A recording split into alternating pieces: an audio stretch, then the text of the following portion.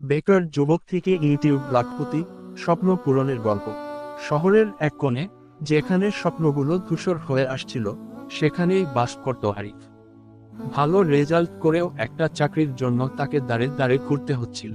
প্রতিটা প্রত্যাখ্যানের পর তার মনে হচ্ছিল সে যেন একটা গভীর খাদে পড়ে যাচ্ছে। হতাশা তাকে গ্রাস করছিল, আর তার চোখে ছিল একটাই প্রশ্ন, আমি কি তাহলে সারা জীবন এভাবে বেকার থাকব?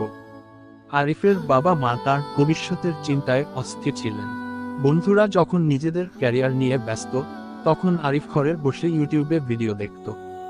একদিন ইউটিউবে একটা ভিডিও দেখতে দেখতে তার মাথায় একটা ভাবনা এল, আমিও তো ভিডিও বানাতে পারি। কিন্তু কিসের ভিডিও বানাবে? ক্যামেরা নেই, ভালো ইন্টারনেট নেই, এমনকি ভিডিও এডিটিংও জানে না। এইসব ভেবে তার মন আরো দমে গেল। তবে এবার সে হার মানতে রাজি ছিল না। পাশের বাড়ির শখের ফটোগ্রাফার রফিক ভাইয়ের কাছে গেল আরিফ। রফিক ভাই তাকে পুরনো একটা স্মার্টফোন আর একটা ভাঙা ট্রাইপড দিলেন। এরপর ইউটিউব আর গুগল কেটে আরিফ ভিডিও এডিটিং শিখতে শুরু করলো। প্রথম কয়েকটা ভিডিও একেবারেই বাজে হলো। ভিউ আসছিল না, একজন বন্ধু ছাড়া কেউ দেখছিল না। আরিফ হতাশ হয়ে পড়ল। একদিন সে তার প্রিয় ক্রিকেটার সাকিব আল হাসানের একটা ইন্টারভিউ দেখছিল। সাকিব বলছিলেন, ব্যর্থতা মানে শেষ নয়, এটা নতুন করে শুরু করার সুযোগ। এই কথাগুলো আরিফের মনে গভীর প্রভাব ফেলল। সে নিজেকে বলল, আমি হাল ছাড়ব না।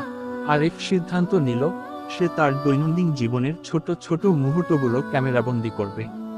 সে দেখাবে কিভাবে একজন বেকার যুবক নিজের স্বপ্ন পূরণের জন্য লড়ে যায়।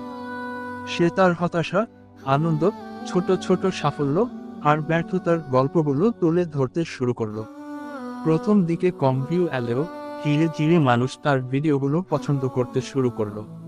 তার সততা আর সরলতা দর্শকদের মুগ্ধ করলো। 1 বছর পর আরিফের ইউটিউব চ্যানেলে লাখ লাখ সাবস্ক্রাইবার। সে এখন একজন সফল ইউটিউবার। তার ভিডিওগুলো শুধু মানুষকে বিনোদনই দিচ্ছে না, অনুপ্রাণিতও করছে। আরিফ এখন আর বেকার নয়, বরং সে এখন হাজার হাজার বেকারের অনুপ্রেরণা। সে প্রমাণ করেছে, যদি স্বপ্ন দেখার সাহস থাকে আর সেই স্বপ্ন পূরণের জন্য কঠোর পরিশ্রম করা যায়, তবে কোনো বাধাই অসম্ভব নয়। আরিফের গল্পটা আমাদের শেখায়, হতাশাকে জয় করে কিভাবে স্বপ্নকে সত্যি করা যায়। আপনার ভেতরের সুপ্ত প্রতিভাকে খুঁজে বের করুন, লেগে থাকুন, আর একদিন আপনার গল্প হয়তো হাজারো মানুষের অনুপ্রেরণা হয়ে উঠবে। আপনার কি এমন কোনো প্যাশন আছে যা আপনি ইউটিউবে তুলে ধরতে চান?